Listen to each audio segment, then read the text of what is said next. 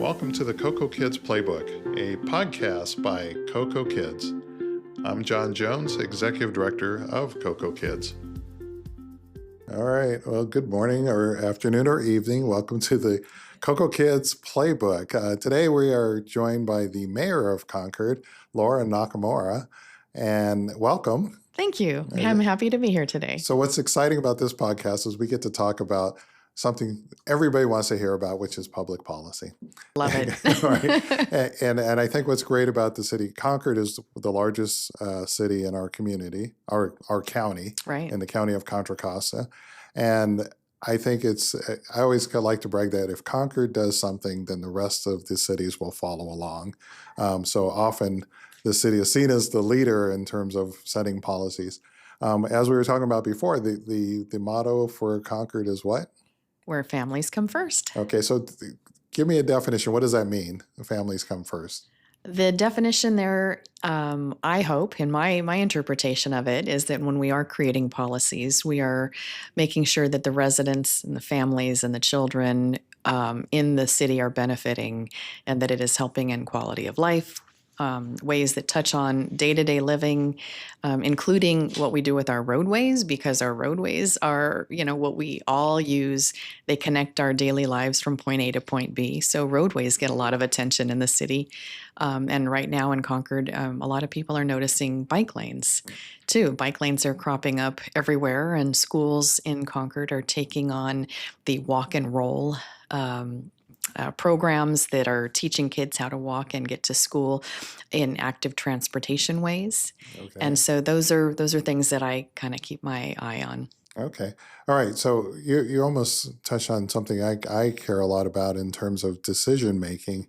I often like to tell people that any decision you want to make, if you ask yourself the question, how does this affect a child? Yeah. You would have a better decision. So even roadways, I always talk about, if you even ask yourself, how does this affect kids? Because every road eventually ends up in front of a school. Correct. Or a park or someplace where children are going to be either they're under supervised or not supervised. So it's important that those are as safe as they can be. Yeah, and it's that, and it's housing. There's a lot of different policies that at the city level we focus on.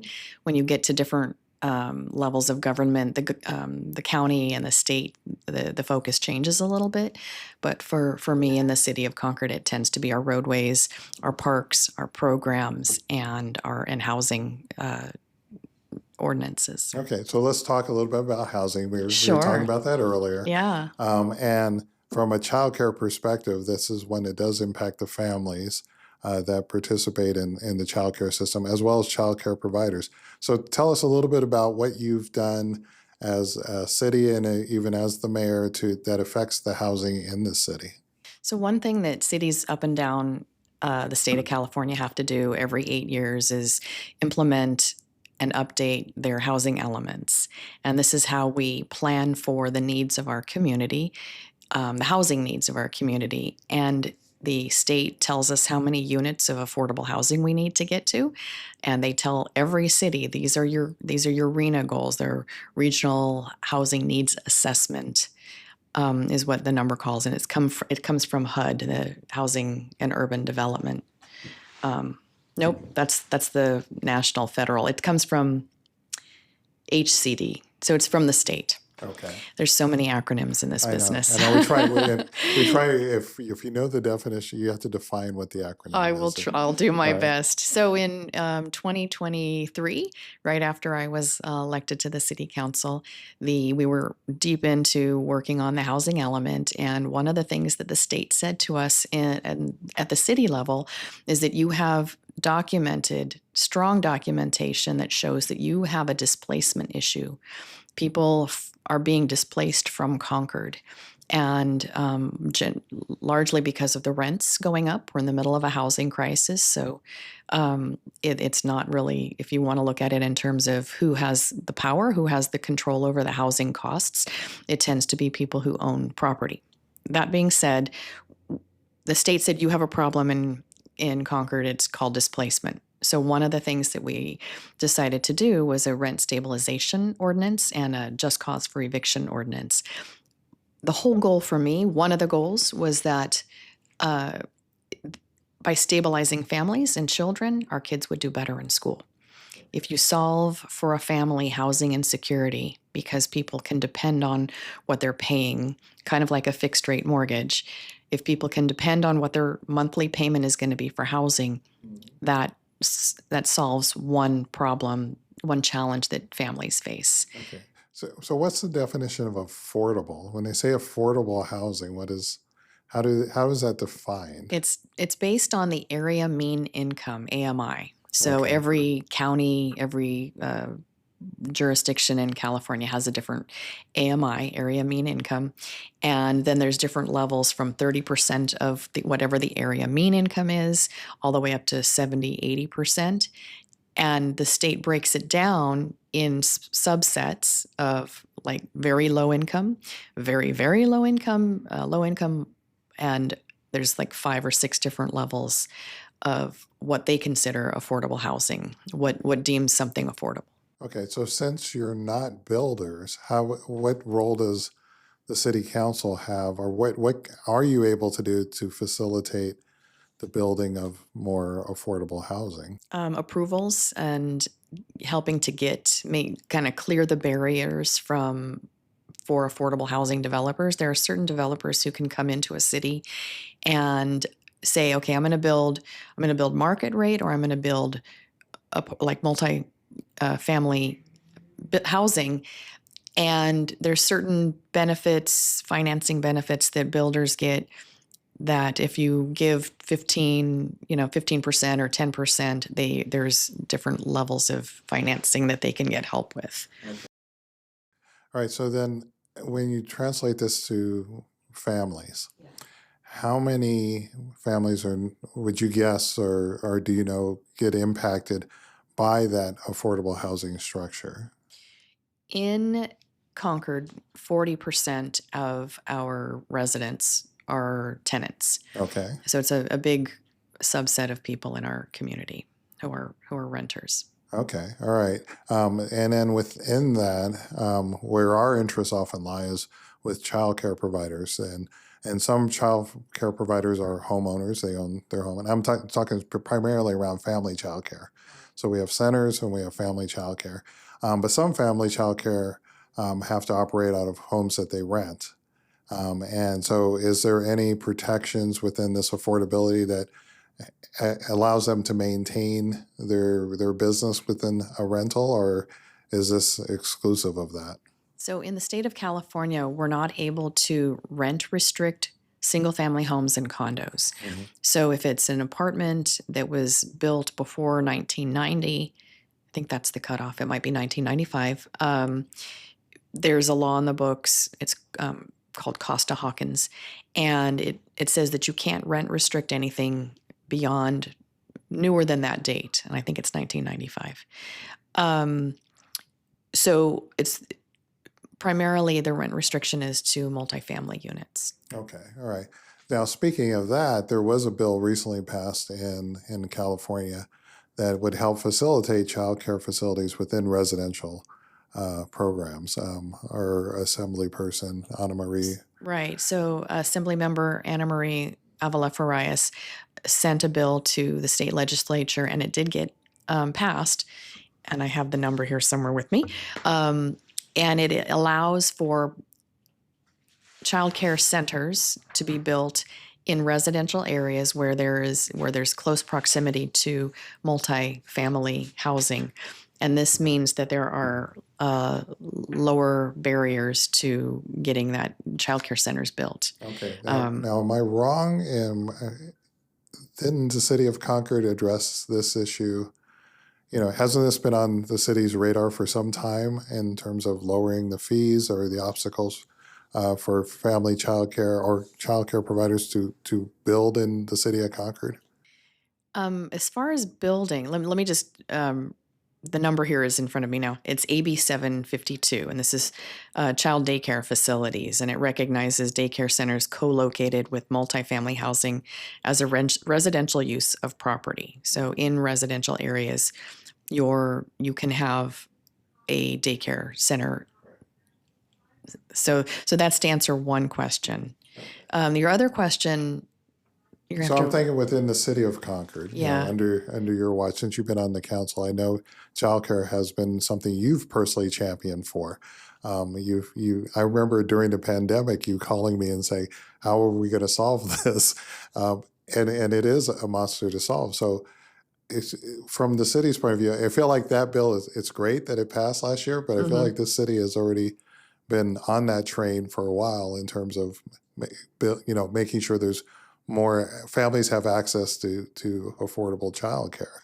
Right. And I think what you're referring to is that childcare, in-home childcare centers are businesses. We know them. If someone's going to do provide childcare, it's a business. And before, I think it was before 2019, childcare businesses in Concord had to be registered have a business license in Concord. And what happened just about while we were going into the pandemic, that law changed and they no longer needed to have an active business license in the city of Concord. So they were taken off the books. And what happened, the aha moment for me was when ARPA dollars, the American Rescue Funds, Rescue ARPA It was the American Rescue Plan. What was Act. the last name? Act. Yeah, Act, okay. American Rescue Plan Act. Everything from the feds ends with the word act. Yeah.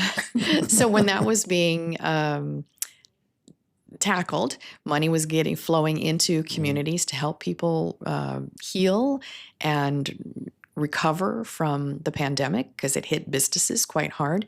The local businesses, childcare businesses, were not on the list because we had stopped, requiring them to have a business license. So the list you used was your here are our licensed businesses, and that's where we're going to focus.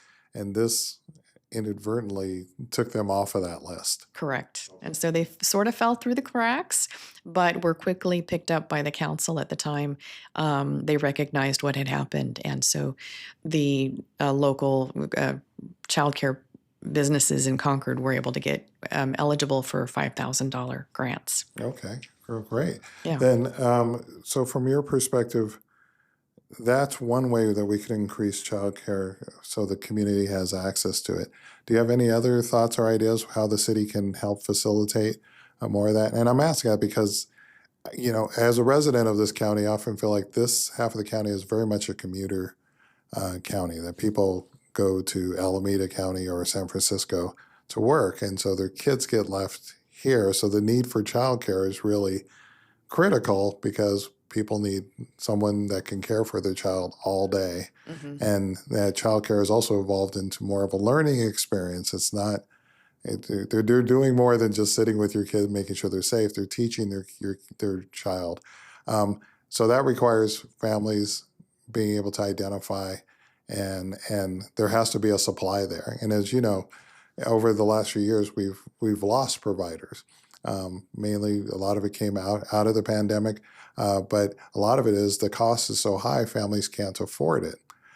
So you had mentioned affordability before. So what do you see the city being able to do to help with that affordability piece? I think in the city of Concord right now, one of the exciting things that we just adopted last month was our economic development strategic plan. Okay. And if we can recognize that childcare providers are literally the workforce behind the workforce, we've heard that said on more than one occasion. If we can find ways to support this workforce behind the workforce, the families, the community, the economic resiliency of our own city will benefit from it. Okay.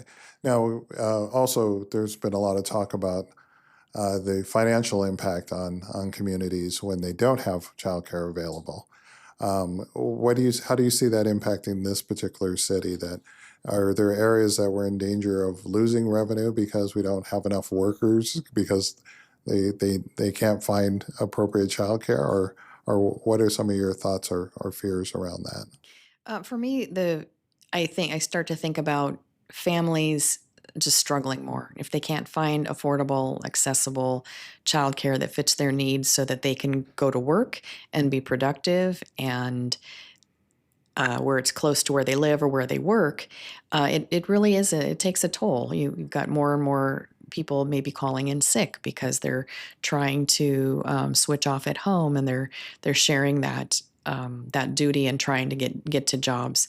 So I think that it's one of those areas that we can recognize is a reality for many families and try to come up with solutions. Okay. So as mayor, what are you encouraging your current council to do? And it's funny, and that pops in my head because this current city council, I think, is the most visible city council I've ever seen. All right, they're at every event. They're it's like they're everywhere outside of they don't. It's not just a Tuesday night meeting. They are out in the public. So I'm assuming this is something you strongly encourage them to do. I do, and I think that we really do put a lot of emphasis on being in community with the residents. I love going over to Ignatia Valley High School, where they've got a really robust robotics program, and just supporting a school that has some. It's a quieter school. They don't get a lot of accolades all over the place, but boy, have they! I mean, except for the fact that they have the Teacher of the Year from 2024. But they've got just an amazing program, and the students there are just amazing and enthusiastic about this technology. So we all spend a lot of time in the community. I myself have raised kids in the city of Concord. My kids are now adults, but it was back in the 80s. I myself looked at. I called up CocoKids. I was first trying to figure out, is this the right role for me to play as a childcare provider, or are there services here that CocoKids can help me so that I can get to work? I had a couple experiences where I was trying to do it with known people in the family, and there was not a lot of interest in doing it full time, and yet I needed to be holding down a full time job. So that was a challenge, and now I've really strayed from the question. No, I almost can relate because that's how I found CocoKids. I was actually a parent that walked in Uh-huh. because I had two little girls who needed childcare, and I ended up putting them at two separate places because they had different needs. One was with a family childcare provider, the other was at a center. Uh-huh. And I didn't know this community. I just moved here, and so I had to find someone that could at least point me in the right direction. So that was needed. What I didn't have available to me was help paying for it. So that was like the secondary cost. And I don't know if locally, if cities have that advantage. I know at the state level, we receive money to help families with subsidies. And one of the things that the city has helped us with is at least getting the word out and making sure that the people who need access come to us. It's good because a good portion of our families do come from the city of Concord, even though we serve the whole Contra Costa community. Yeah, no, I think that as a council, all of us need to know about CocoKids, and all of us need to make sure that our constituents also know about this great resource. We have one new council member who has I think it's a 2-year-old that his family has, and so I know he will be getting into this whole realm of what he and his family need for childcare and Yeah. education. And I think when you ask me about how we think about kids and families, what grounds me is a couple years ago, and this was probably during a podcast during the pandemic, I heard it, was the Maasai tribe was something that they say. And when they greet people on the street, they don't just say, "Hey, how are you? How's it going?" They ask the question, "How are the children?" Hmm. And it says a lot about a community. If the children are okay, the community is okay. That's true. That's true. And it resonated, and it is something that I, one day may have it tattooed on my arm. So then, this year in your mayorship, what do you hope to accomplish? Like I'm sure you have your list. Like if we could just do these three things while I'm mayor, this would be great. What would we be able to support you on? Oh, thank you. I think housing is a biggie. I hope Mhm. that we can really make great strides in Concord to build more housing that diverse stock of housing so that it meets the needs of a lot of people. There are enough, I think there's enough adult children still living at home. Could they be living independently? And is it the cost factor? Could they be moving into the realm of raising their own children if it was affordable? One thing that has always been really important to me is making sure we have safe roadways for people who want to get on bikes. I started out as a bicycle advocate, and in September I will be hosting a bicycle festival here in the city, and that's something I'm really looking forward to, and hoping that CocoKids will partner with me on that. Yeah, it was funny because one of the stretches that the city first made it really visible. First of all, I love the bike paths because they're painted green. And so they're very visible. You could see it. But between our two offices here in Concord, I go up them all the time, and it always reminds me I need to buy a bike or do something. Yeah. And, talking about bikes, there's lots of new styles and modes of transportation these days. We've got the Yeah, e-bikes. I'm going to be an e-bike fan. I think I'm done with pedaling. So, I added an e-kit to my pedal bike a couple years ago, and it was a game changer. A lot of us want to see, the European style communities where bicycling is really feasible everywhere, but we're a big city. So having an e-kit attached to my bike or just getting an e-bike, it's a game changer. And I think it gets a lot of people out of their cars and onto the streets. And it's kind of a healthy mode of active transportation. I always enjoy connecting with other people who are out of their car on a bike or on foot. It's just easier community. It's just a nicer way to be in community with people. yeah. Okay. So we have the housing, we have the roads. Is there a third one, or those the two major ones you're going to tackle this year? I think those are the two major ones right now. Yes, I'm going to try and ease into the year. I'm really excited about serving the community in 2026, and I'm sure other things will bubble up through the year. Okay. All right. Well, it's going to be exciting to have those conversations with you, especially around issues involving families and their childcare needs. And supporting, like I said, you're a big advocate of the childcare provider community. So we want to, I want to applaud you for doing that, and I want to encourage you to continue. Thank you. All right. I appreciate that. So today we were joined by Mayor Laura Nakamura from the city of Concord.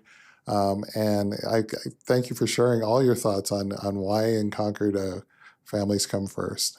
Thank you very much. And thanks for having me.